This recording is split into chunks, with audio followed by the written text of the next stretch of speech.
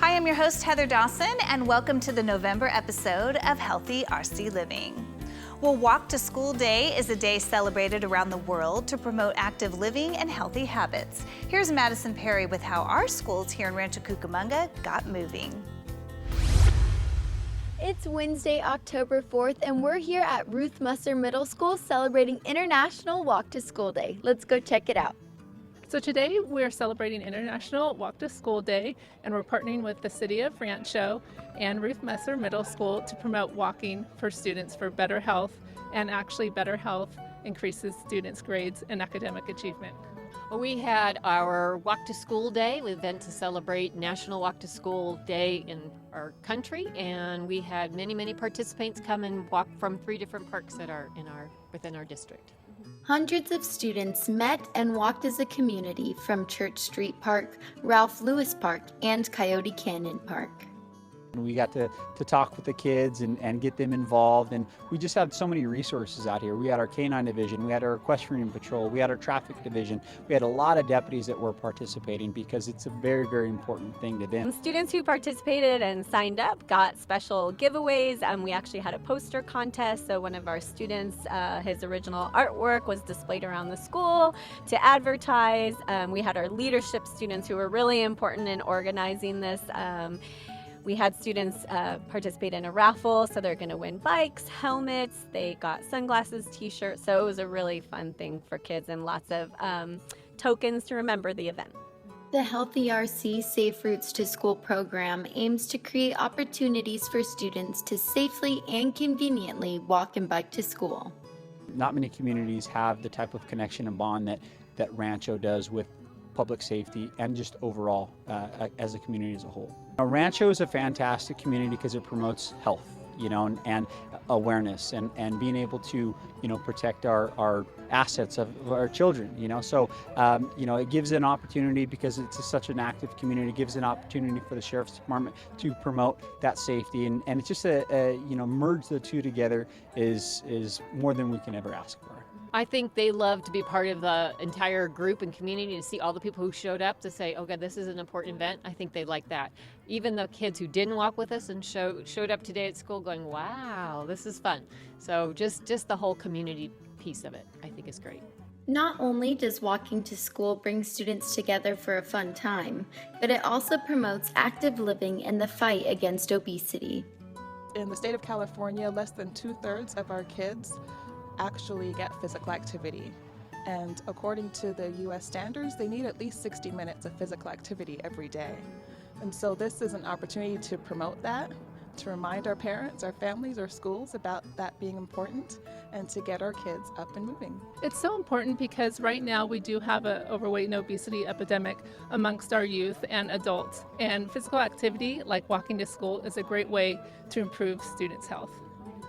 In order to walk to school and other places around one's community, it's important to choose safe routes with fully functioning crosswalks, sidewalks, and trails.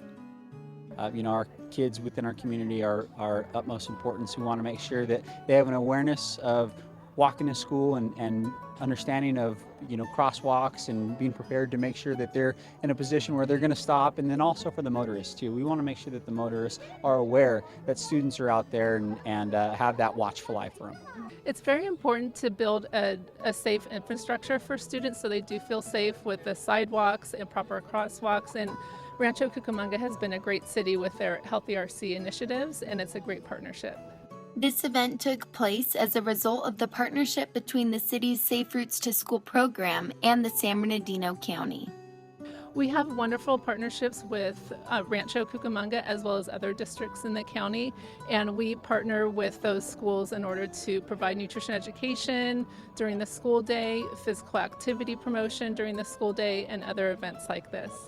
So when all of these partners are working together and pooling our resources, it helps to make something like this come together, it helps to make it possible, and it helps to promote the messages across all of the programs about being healthy, being active. We want our students to be healthy, and we know that healthy learners are the best learners, so promoting a healthy, active lifestyle is really important. And it's a great sense of community when we all get together and participate in healthy activities together.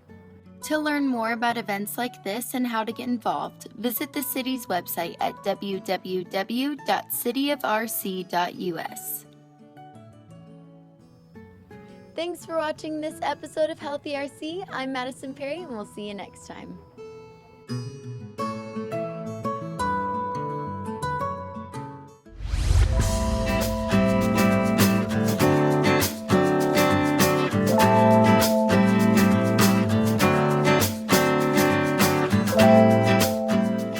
The firefighters of Rancho Cucamonga opened their doors to the public at their annual open house event that took place on October 14th.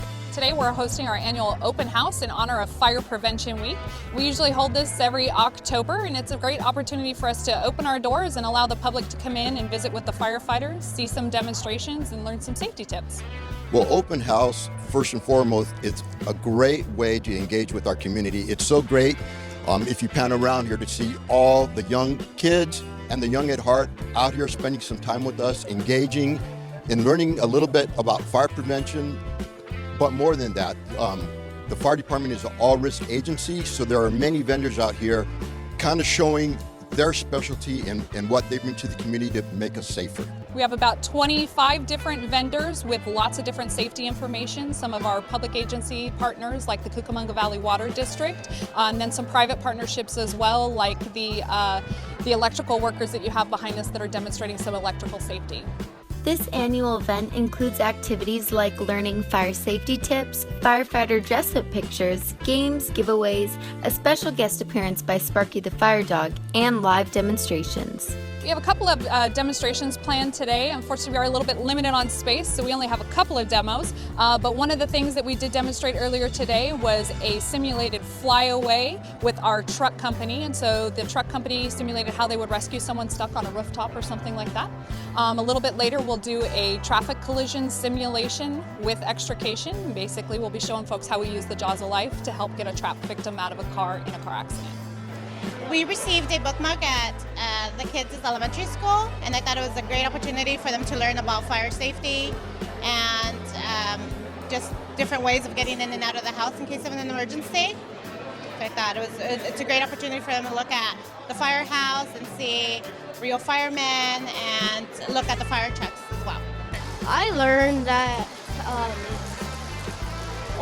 gas oil for cars, if you put a little bit of that onto a fire, it will blow up, and that's a very bad fire hazard. Each year, about 1,500 people attend the open house hosted at one of the 7 fire stations throughout the city. There's a couple different things that we always achieve out of hosting an open house like this. One is having that interaction with the community that is key in a setting like this when it's a non-emergency situation. The other thing is obviously to convey any safety information that we can. This year's theme for Fire Prevention Week focuses on home escape planning, so we're definitely conveying that message with a lot of the handouts and different displays around the station. In addition to the open house, the fire station, along with the fire district, put on other classes and events to ensure emergency awareness and preparedness. We do have a couple of events throughout the year. Our firefighters host a car show every June, and that's a great opportunity for them to engage with the public. We do our Sparkle of Toy Drive in the holiday season, so Thanksgiving to Christmas time. And then during the summertime, we also host our Junior Firefighter Camp, which is a good opportunity for kids age 11 to 15 to learn about the firefighting profession. September is National Preparedness Month, so we spend that entire month getting ready, having our community get ready for the things that can happen here, which is fire, flood, wind, and earthquake. So we encourage people to get emergency kits. We ask them to get some emergency training through our Community Emergency Response Team classes.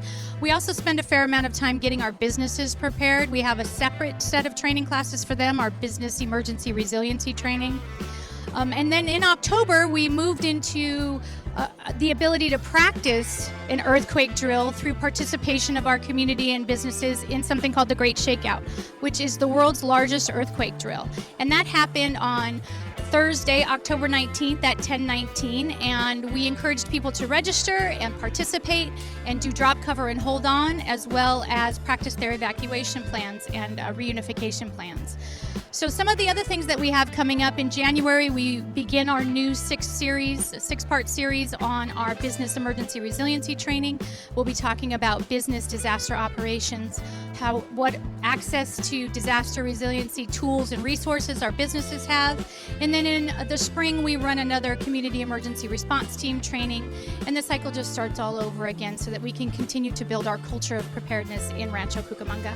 And if you missed the open house, don't worry, you can still visit and tour the station throughout the year. Our fire stations are open to the public, and we do offer a limited amount of tours. We typically try to schedule a tour for a classroom field trip, a service organization, that sort of thing, but we do certainly schedule those regularly throughout the year. If a member of the public, a citizen, a resident here in Rancho wanted to see one of the fire stations, they're welcome to stop by at any time, as long as the firefighters are not involved in training or have somewhere to be for a meeting or even an emergency call. They can certainly allow them to come in and take a tour around the station. There's a couple great ways to keep in touch with the Rancho Cucamonga Fire District. One is our website, which is www.rcfire.org, and we are also on social media, so please follow us on social media to keep more current on events and activities such as today's open house. You can also visit rcfire.org/readyrc or call the fire district at 909-477-2770 and ask about emergency management and emergency preparedness. Thanks for watching this episode of Healthy RC. I'm Maddie Perry, and we'll see you next time. Holiday season means big sales and busy streets at Victoria Gardens. Learn how to stay safe with this message from the city.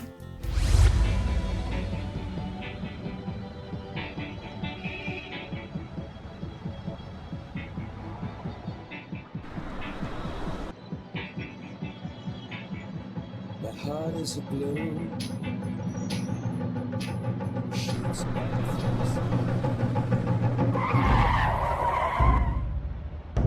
Hi, I'm Deputy Bailey with the Rancho Cucamonga Police Department, and we oftentimes see situations similar to what you just witnessed. We want to make sure that drivers and pedestrians are safe when they get into a crosswalk. We're going to give you a few tips to make sure that both are safe, and I have my pals, Trimmer and Shadow, and we're gonna go over those tips right now. You guys ready? Let's do it. In order to keep everyone safe, we need to be both alert drivers and pedestrians. Pedestrians, be sure to give your full attention while crossing the street, keeping watch of your young children, and always use the crosswalk, as it is the safest place for you to be noticed by drivers. Drivers, follow all traffic regulations like following the speed limit and stopping at the limit line so pedestrians can safely cross. Remember to always limit your distractions. This includes your phones and loud music. Lastly, it's important to make eye contact as a driver and pedestrian so you both are aware of each other. Right of way when crossing is always established by whomever enters the roadway first. Let's do our part to make everyone safe. It's our responsibility to make sure everyone around us is safe. Take the time to look out for one another to make City of Rancho Cucamonga the safest possible place we can.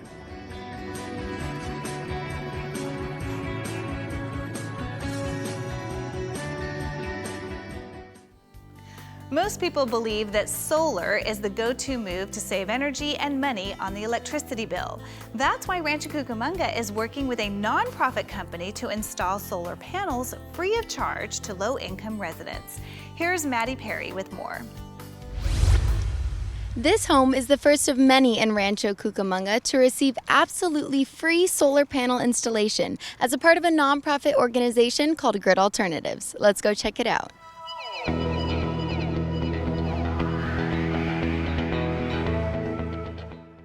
So this morning, the city has coupled with Grid Alternatives as well as a local homeowner here in Rancho Cucamonga, and we are installing our first solar panels here with Grid Alternatives. Grid Alternatives is a nonprofit organization that receives cap and trade funding from the state. So what they're able to do with that funding is to install solar photovoltaic systems free of charge to homeowners here in Rancho Cucamonga. So what is Grid Alternatives and what do you do? Well, Grid Alternatives, we're a nonprofit solar installer, and we work almost exclusively with low-income homeowners. And what we do, our model is very, very unique. We help low-income homeowners reduce their electric bills, and then we also are a job training organization. Today we're working with 4 or 5 job trainees and also some volunteers from the city of Rancho Cucamonga to install a solar system. The third part of what we do, obviously, is really help the environment. We're able to reduce the greenhouse gases, which impacts everybody in the Inland Empire. Susie Weaver, owner of the first home to receive solar panels as a part of the Grid Alternatives program in Rancho Cucamonga, heard about the opportunity through the grapevine and decided to apply. I went online after debating a couple of months. My brother did a process similar in Anaheim Hills and decided, okay, if he did it, I need to do it. So I just applied online and I got a quick response from Diane, and everything has moved so quick ever since. It only takes 1 to 2 days to install these solar panels that last up to 20 to 25 years, saving homeowners a significant amount of money on their electricity bill.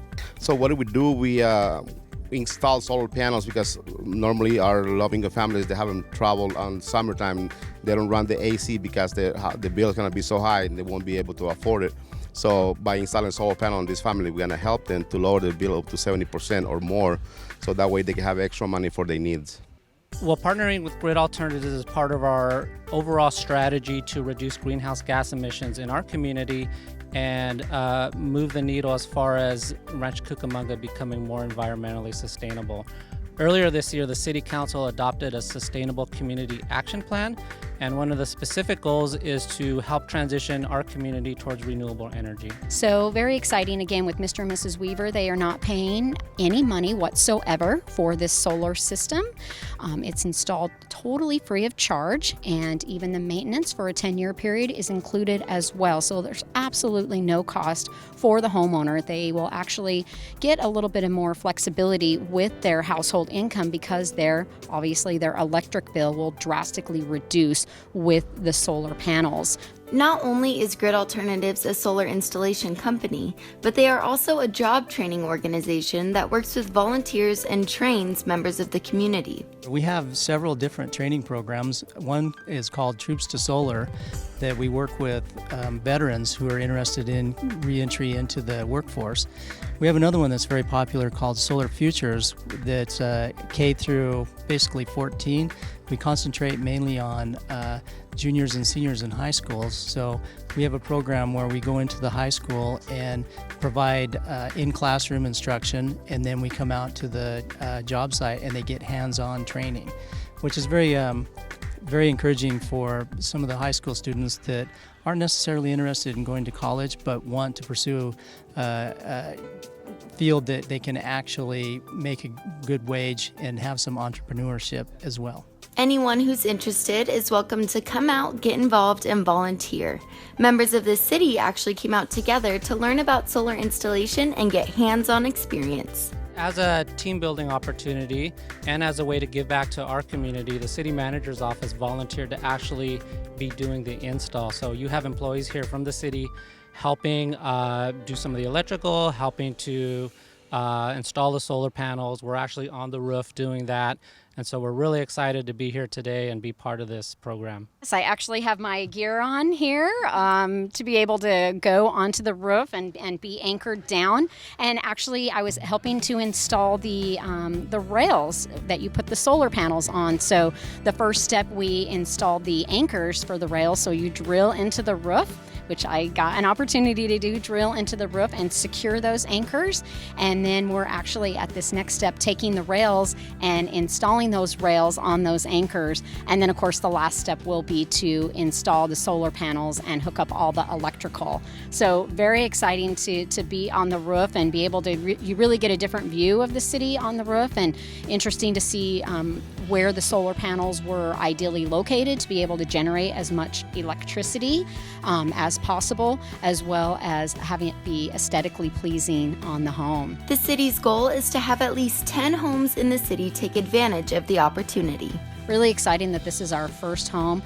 We have another one in the pipeline and are working to continue that. Hopefully we have some neighbors coming by here today wondering what's going on and being able to take advantage of the services that City of Rancho Cucamonga offers and the various programs that we have, not only with solar, but other opportunities we have that they can take the step to be more environmentally friendly. Yeah, I would like to invite all our viewers to apply. If they qualify for this program, it would be nice for them to apply. And also, if there's any people who want to volunteer for this program, they're welcome. If you're interested in applying and possibly receiving free solar panels on your home, visit www.cityofrc.us and click on the Healthy RC tab or call 909-477-2700. Thanks for watching this episode of Healthy RC. I'm Madison Perry, and we'll see you next time. Mental health is something that affects all of us, whether directly or indirectly. During its 2014 Healthy RC strategic planning process, Rancho Cucamonga identified mental health as a community health priority. As part of that, in early January, the city held a Healthy RC Mental Health Symposium at Central Park. The symposium was part of the continuation of Healthy RC's Mental Health Awareness Campaign that was launched in 2016. The goal is to increase awareness and build a community-wide culture of support around mental health. The Mental Health Symposium brought together mental health experts, city and community leaders, and local residents to discuss various topics in regards to mental health, including how to build a culture of mental well-being. And the plan is this will be the first of many such symposiums. Each symposium is the idea is to have different themes, all centering around mental health. Today was sort of an introduction. It was the first of our first quarterly symposium. We wanted to bring different organizations, sort of like a health fair feel, but then also some speakers from different organizations and resources within the region and the idea really is to bring awareness to the region and also to reduce stigma, and that was kind of the theme for tonight. The symposium featured mental health experts from the San Bernardino County Department of Behavioral Health, as well as officials from the San Bernardino County Superintendent of Schools Office and the Inland Empire United Way. They discussed things like combating negative stigmas surrounding mental illness, and how to address mental health among students in our local schools. Students were represented at the symposium by members of the Healthy RC Youth Leaders Group. Our leader, Joanna, she inspired us to come here, but I really wanted to come because I have had past with mental health and experience with mental health, and I wanted to learn more about it to help help some of my friends and help myself as a being, and just to get something started at my school. Statistics show that as many as 1 in 5 Americans are affected by mental health issues. Unfortunately, because of the stigma associated with mental illness, many people don't seek treatment for themselves or their loved ones. In fact, it's estimated that nearly 60% of adults with a mental illness have not received mental health services in the last year.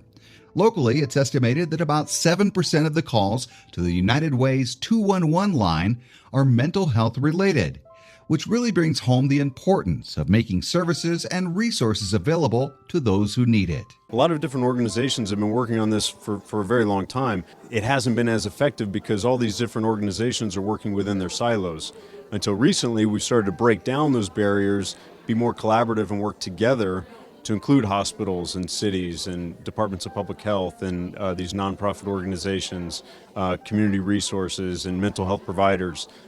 Starting to collaborate and work together, we can make a much bigger impact. And that's why local events like the Healthy RC Mental Health Symposium are important, because they address mental health issues at a community level. When we say the word stigma, what other words come to your minds? Stereotypes. Shame. Stereotypes, absolutely. Judgment, taboo, isolation, absolutely. I don't even run fast enough, to be honest. So my name is Heather Sigwin. I I'm actually a licensed mental health therapist in Rancho Cucamonga, and obviously I'm amazed at the number of services that are available in San Bernardino County. I think it's amazing. But I'm in private practice. And so my question is, what can I do, and my fellow, I know there are other therapists in the room here, what can we do, we're small, one-person shows, to support our communities? Can we do workshops or presentations, those small things that, I'm not working at a big agency and maybe I can't make a big commitment, but those little things that we can help to bridge that gap. We are also a mental health community clinic located here in Rancho Cucamonga called Able Mediation and Counseling Services. And after hearing the wonderful speakers tonight and seeing everyone who's in attendance, I was just thinking of how the question was about the conversation. And I think what can really impact the conversation in our homes and our communities is bringing more children and young adults to things like this, and also offering these things during their lunchtime. I thank the panel for such a wealth of information they've been giving out this evening. I have to ask, how many of you are aware of 211 and what it is? Or maybe, how many of you are not aware? Okay, so there is a phone number, a 3-digit phone number that in San Bernardino County you can dial at any time. That number is 211. And the plan is to continue to have these quarterly Healthy RC mental health symposiums with the possibility of expanding the outreach even further. Healthy RC is definitely taking a proactive stance, and they're doing something that a lot of cities aren't doing. They're addressing it head on, and they're being upstream about it. Like I said, we do these quarterly symposiums that are different themes about mental health. And what I would ultimately like to see, I guess, my dream is that this symposium with Healthy RC aligns with other things that are going on in the region, and we can work together at a regional level and create something much larger where it's not just one single community that's becoming aware, but the entire region. To find out about future mental health symposiums, go to the Healthy RC webpage at healthyrc.com. There you'll find a calendar of upcoming events, plus links to resources and information available to our community. If you or someone you know needs help, don't be ashamed or afraid. Take that first step. From Central Park, I'm David Wiley for Healthy RC Living. Get ready for another fabulous Founders Day parade with our very own David Wiley as MC.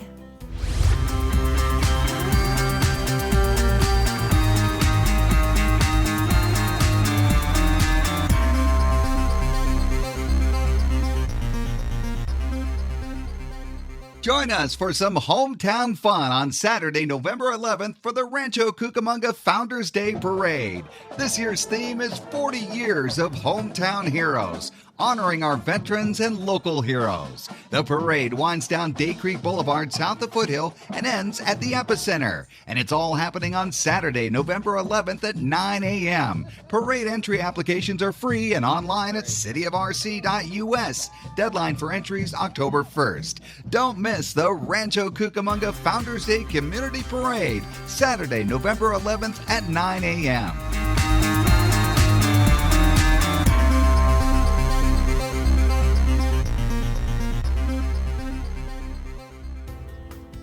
Well, that wraps up our November episode of Healthy RC Living. If you tuned in late, don't worry. You can watch Healthy RC Living all month long, airing daily 3 times a day at 8 in the morning, 3 in the afternoon, and 7 in the evening, right here on Channel 3, except Wednesdays. Or watch all our episodes online. I'm your host, Heather Dawson. We'll see you next time.